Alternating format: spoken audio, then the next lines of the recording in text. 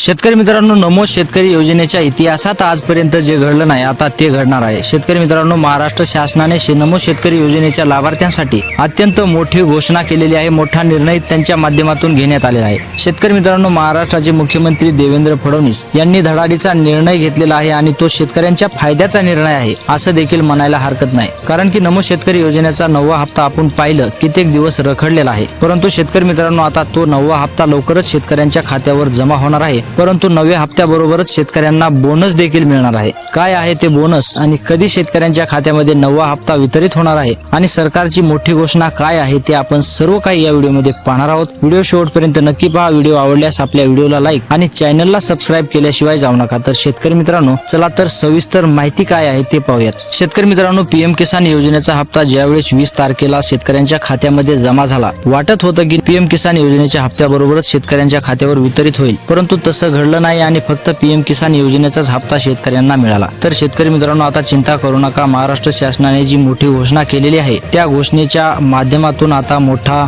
दिलासा शेतकऱ्यांना मिळणार आहे। शेतकरी मित्रांनो, नमो शेतकरी योजनेचा 9वा आणि 10वा हप्ता आता शेतकऱ्यांच्या खात्यामध्ये सोबतच जमा होणार आहे। तर शेतकरी मित्रांनो, महाराष्ट्र शासनाचं जितकं कौतुक करावं तितकं कमीच आहे, कारण की आजपर्यंत ना पीएम किसान योजनेचे 2 हप्ते सोबत जमा झाले, ना नमो शेतकरी योजनेचे 2 हप्ते सोबत जमा झाले। तर आता मोठा निर्णय सरकारच्या माध्यमातून घेण्यात आलेला आहे आणि जे आजपर्यंत इतिहासात घडलं नाही ते मुख्यमंत्री देवेंद्र फडणवीस हे घडवून दाखवणार आहेत। तर शेतकरी मित्रांनो, लवकरच तुमच्या खात्यामध्ये नमोचे दोन्ही हप्ते 9वा आणि 10वा हे जमा होणार आहेत। असेच मिळून 4000 रुपये तुमच्या खात्यामध्ये जमा होणार आहेत, अशी मोठी घोषणा राज्याचे मुख्यमंत्री देवेंद्र फडणवीस यांनी केलेली आहे। शेतकरी मित्रांनो, डीबीटीच्या मार्फत थेट तुमच्या खात्यामध्ये हे पैसे जमा होणार आहेत। तर शेतकरी मित्रांनो, कोणतीही तुम्हाला चिंता करायची गरज राहिलेली नाही। आता लवकरच तुम्हाला या योजनेचा लाभ मिळणार आहे। शेतकरी मित्रांनो, तुमचे जे अधुरे काम आहेत ते तुम्ही करून घ्या, त्यानंतर तुम्हाला या योजनेचा थेट लाभ मिळणार आहे। तुमची अधुरी कामे कोणती असू शकतात ते मी तुम्हाला सांगतो। जर तुम्ही हे काम नाही केले तर तुम्ही या योजनेपासून वंचित राहू शकतात, हेही मी तुम्हाला